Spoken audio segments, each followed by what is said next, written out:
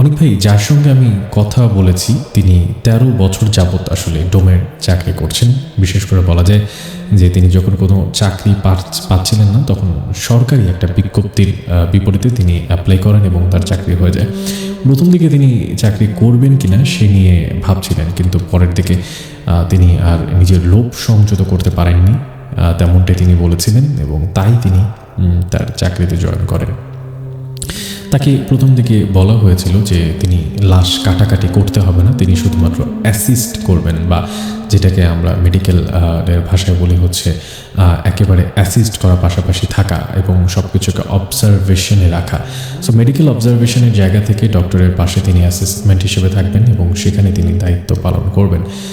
তিনি সেই ভেবেই আসলে দায়িত্ব পালন করেন, কিন্তু প্রথম ২ থেকে ৩টা কাজ করার পরে তিনি বুঝতে পারেন যে সরাসরি কখনোই আসলে অন্য কেউ তাদেরকে সাহায্য করবে না, বরঞ্চ তাদের নিজেদেরকে কাজটা করতে হবে। এবং তার যিনি গুরু ছিলেন, তিনি তার গুরুর থেকেও শুনেছিলেন যে আসলে লাশ না কাটলে লাশের প্রতি ভয়টা কখনো কাটানো যাবে না। তাই তাকে প্রথম বা দ্বিতীয় কাজের পরেই তার লাশ কাটার হাতে খড়ি দেওয়া হয়েছিল। একটু বলে রাখা ভালো, যারা হচ্ছে ডোম তাদের বিভিন্ন কাজ থাকে এবং সেই কাজগুলোর মধ্যে অন্যতম হচ্ছে কিছু ফরেন্সিক এভিডেন্সের জন্য কিছু পার্টস কালেক্ট করে রাখা, আবার কখনো কখনো ভেতরে বা অঙ্গ প্রত্যঙ্গের মধ্যে কোনো ধরনের কোনো বিক্রিয়াজনিত বিষয়গুলো ঘটেছে কিনা সেগুলোকেও চেক করে দেখা। একটু বলে রাখার জন্য বলছি, যেমন ধরুন যদি কেউ বিষ পান করে মারা যান, সেক্ষেত্রে তার জিহ্বার রং পরিবর্তন হয়ে যাবে, সেক্ষেত্রে তার যে খাদ্যনালী সেখানের মধ্যেও কিছু না কিছু উপাদান পাওয়া যাবে। আবার যদি কেউ প্রচণ্ড আঘাতে মারা যায়, সেক্ষেত্রে তার ইন্টারনাল ব্লিডিংয়ের যে প্রমাণ সেগুলোও থেকে যায়, এবং কিছু কিছু ক্ষেত্রে কোনো শক্ত জিনিস দিয়ে বেঁধে রাখা থেকে শুরু করে যেগুলো শরীরের উপরের অঙ্গ থেকে বোঝা সম্ভব হয় না, সেগুলোই আসলে পোস্টমর্টেম করলে চামড়া কেটে বের করে দেখা যায়।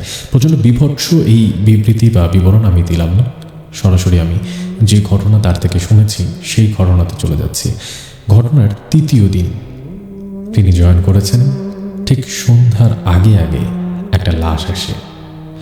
লাশটি আসার কথা শুনেই তিনি আসলে আটকে ওঠেন, কারণ এর আগে তিনি যতগুলো কাজ করেছেন সবগুলো ছিল ভর দুপুরবেলা এবং তার চারপাশে অনেক অনেক মানুষ ছিল, কিন্তু সন্ধ্যার পরেই জায়গাটা নীরব হয়ে যায়। অনেক ভাই, আমি বলছিলাম ময়মনসিংহের একটা জায়গার কথা, ঠিক এই জায়গাটাতে সন্ধ্যার পরে বলা যায় যে পুরো ক্যাম্পাস খালি হয়ে যায় এবং পাশাপাশি সেই ডোম ঘরের চারপাশটা বলা যায় নীরব হয়ে যায়।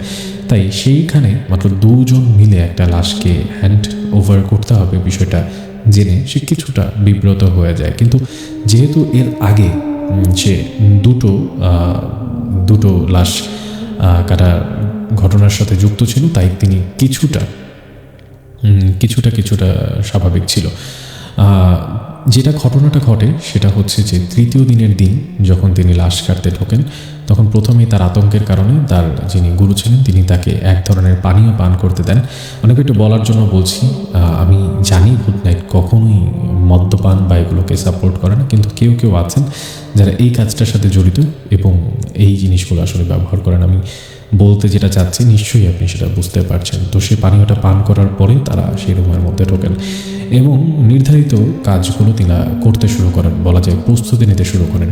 হুট করে তিনি খেয়াল করলেন, তার কাছে মনে হচ্ছিল লাশটা যেদিকে ঘোরানো, লাশের মাথাটা যেদিকে ঘোরানো, সেই দিকে সেই লাশটি তাকিয়ে আছে এবং তিনি ঘুরে এসে সেই লাশের দিকে তাকাতে দেখলেন যে আসলেই লাশটির চোখ খোলা।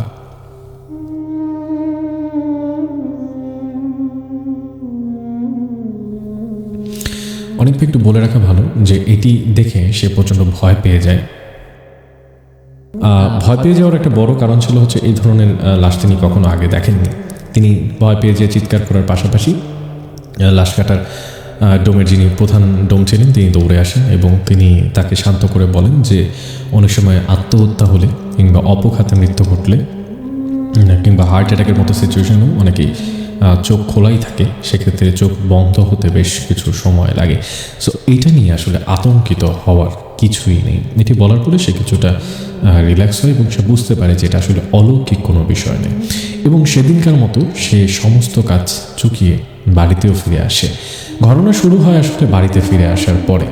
তিনি যে বাড়িতে থাকতেন সেই বাড়ির একটু বর্ণনা দেওয়া দরকার। যেহেতু নিম্নবিত্ত মানুষ, তাই তিনি একটা কোয়ার্টারে থাকতেন, যে কোয়ার্টার আসলে পরিত্যক্ত। আগে সেখানে মেডিকেল স্টাফরা থাকতো, কিন্তু ভবিষ্যতে মানে সেই জায়গা থেকে দুর্ঘটনা হওয়ার সম্ভাবনা আছে বিধায় সবাইকে সরিয়ে নিয়ে যাওয়া হয়। আর সেখানে তৃতীয় শ্রেণীর যারা কর্মচারী তারা সেখানে বসবাস করতে শুরু করে। তিনিও সেখানকার নিচতলার একটা কামরাতে বসবাস করতেন। ঘরটা ছিল হচ্ছে 3 দিকটাই খোলা ছিল। খোলা বলছে এই কারণে, কারণ জানার অংশটা একেবারেই নেই।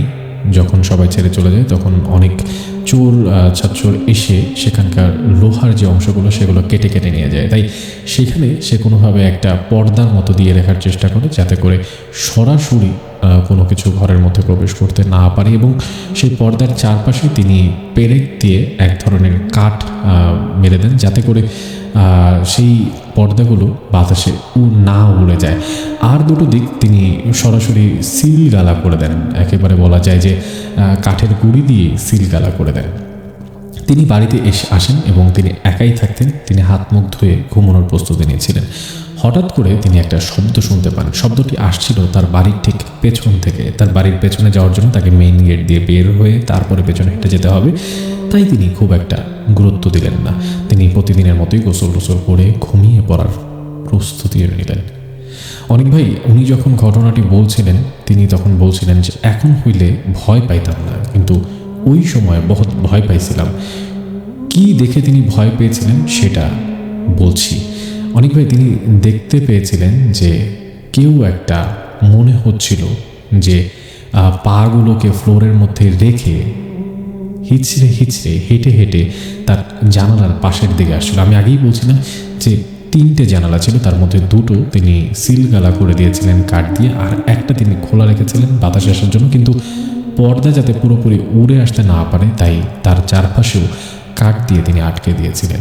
যেহেতু পর্দাটা অনেক আগে লাগানো, তাই কিছু কিছু ছিদ্র ছিল, সেই ছিদ্র দিয়ে আসলে চাঁদের আলোর পাশাপাশি বাইরের দৃশ্যগুলো দেখা যেত। যেহেতু নিচতলা, তিনি সেখান দিয়ে উঁকি দিয়ে দেখতে পেলেন সেখানে সেই লাশটি দাঁড়িয়ে।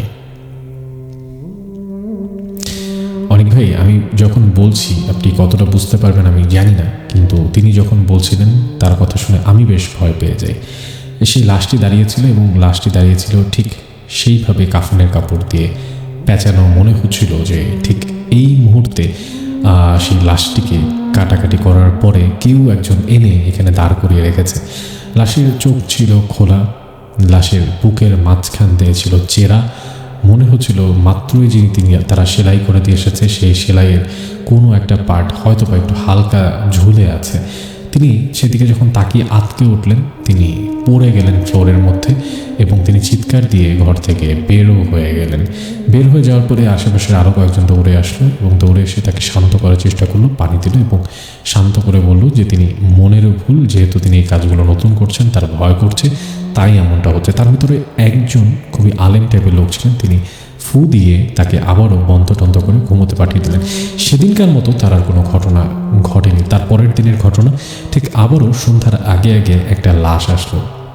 এবারও তিনি বেশ কিছুটা ভয় পেয়ে গেলেন, কারণ গত দিনের ঘটনা তার কাছে একটু স্বস্তিকর ছিল না। তিনি তখন ভালো করে সেই যে ডোম ছিলেন সেই ডোমের সঙ্গে কথা বলছিলেন যে তিনি আজকের এই কাজটি করতে চান না, কিন্তু তাকে ডোম বললেন যে যেহেতু তিনি নতুন জয়েন করেছেন তাই তাকে প্রত্যেকটা কাজই করতে হবে। তিনি কোনো উপায়ন্তর না দেখে শেষ পর্যন্ত রাজিও হয়ে গেলেন, কিন্তু এবার তিনি চেষ্টা করলেন যে যতটা সম্ভব লাশ থেকে দূরে থাকা যায়। অবাক করার বিষয় হচ্ছে অনেক ভাই, সেদিন যখন তিনি কাজে ঢুকলেন তিনি দেখতে পেলেন ঠিক আগের দিনের যে লাশটি তারা কেটেছিল সেই লাশটি সেখানে শোয়ানো। এবার তিনি কিছু না বলে লাশ ঘর থেকে দৌড়ে বের হয়ে গেলেন। তার পেছনে পেছনে প্রধান ডোমও বের হলো। তিনি যখন জিজ্ঞেস করলেন কি হয়েছে, তখন তিনি সব খুলে বললেন। তিনি তাকে বললেন, শান্ত করলেন, বললেন যে এটা কোনোভাবেই হতে পারে না, এটা অসম্ভব, তোমার মনের ভুল, তুমি চলো। কারণ গতকালকে আমরা যে লাশটি কেটেছিলাম সেটি ছিল একটা পুরুষের, কিন্তু আজকে যে লাশটি এসেছে সেটি একটি নারীর। সে কোনোভাবে বিশ্বাস করছিল না। পরবর্তীতে ডোম তাকে হাত ধরে জোর করে ভেতরে টেনে নিয়ে গিয়ে যখন লাশের সামনে দাঁড় করালো তখন সে নিশ্চিত হলো যে না, এটা একটা নারীর লাশ। কিন্তু তিনি স্পষ্ট দেখেছিলেন যে গতকালকের যেই লাশটি, চোখ খোলা লাশটি ছিল, সেটিই ছিল প্রথমে এখানে শোয়ানো। সে আবারও বুঝতে পারলো যে সে আসলে মনের ভুল এই সব কিছু, তাই সে আবারও নিজেকে ঠান্ডা করার চেষ্টা করলো এবং পরবর্তীতে তিনি আবারও লাশ কাটার কাজে যুক্ত দিল। অনেকভাবে এই পুরো ঘটনাগুলোই কিন্তু যেগুলো ছিল সেগুলো ছিল তার প্রথম দিককার যে ঘটনা, কিন্তু পরের দিকে তিনি এগুলোর সাথে অভ্যস্ত হয়ে গেছেন। যখন তার থেকে আমরা জানতে চাচ্ছিলাম যে আসলে এই ধরনের ঘটনাগুলোকে আসলে সবার সাথে ঘটে কিনা, বা এই ঘটনাগুলো তো আসলেই মনের ভুল যেগুলো আমরা বুঝি, বা মেডিকেল সাইন্সে যেগুলো আমরা বলি হচ্ছে হ্যালুসিনেশন, সেক্ষেত্রে ভয় পাওয়ার কি আছে। কিন্তু তিনি আমাকে এমন একটা কথা বললেন, তারপরে আসলে আমার আর কিছুই বলার ছিল না। তিনি বললেন যে এইখানে বিশেষ করে এই মেডিকেলে সবাই জানে, সবাই সব কিছু জেনেও চুপচাপ থাকে, এমন এমন কিছু লাশ আসে যে লাশগুলো আসলে পিছু ছাড়ে না।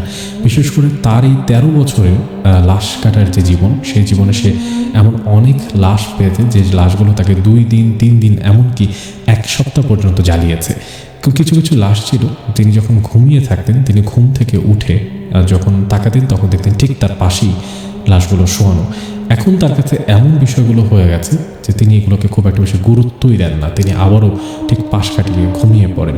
আপনাদের কাছে মনে হতে পারে যে জিনিসগুলো কি আসলে এতটাই সহজ, কিন্তু তার থেকে যখন আমি শুনছিলাম তখন তার ভাষায় বা তার চোখে প্রচণ্ড সারল্য ছিল। তিনি আমাকে মিথ্যে বলার খুব একটা বেশি কারণ নেই। সবচেয়ে ভয়ঙ্কর যে ঘটনাটি তার সাথে ঘটেছিল সেটি ছিল হচ্ছে তিনি যখন গ্রামের ছুটিতে বেড়াতে যান, সেই সময়টাতে তার একজন আত্মীয় মারা যান এবং অনেক দিন পরে তিনি গ্রামে যাওয়ার কারণে সেই কবর জিয়ারত করতে যান এবং তিনি দেখতে পান কবরের ঠিক পাশে সেই লাশটি শোয়ানো আছে, তার সেই আত্মীয়ের লাশটি শোয়ানো আছে। বলে রাখা ভালো সেই আত্মীয়টি আত্মহত্যা করে মারা গিয়েছিল এবং তিনি তার মারা যাওয়ার সময় গ্রামে আসতেও পারেননি, তাই তিনি তার লাশকে দেখার বা লাশকে শেষ দেখার কোনো সুযোগই পাননি। তিনি দেখেছিলেন এবং তার কাছে বিষয়টা এতই বেশি নর্মাল ছিল, তিনি ভাবছিলেন যে আচ্ছা হতেই পারে। তিনি বাড়িতেও চলে এসেছিলেন। আমাদের কাছে যেই জিনিসগুলো খুব বেশি ভয়ঙ্কর, তাদের কাছে সেই জিনিসগুলো ভয়ঙ্কর নয়।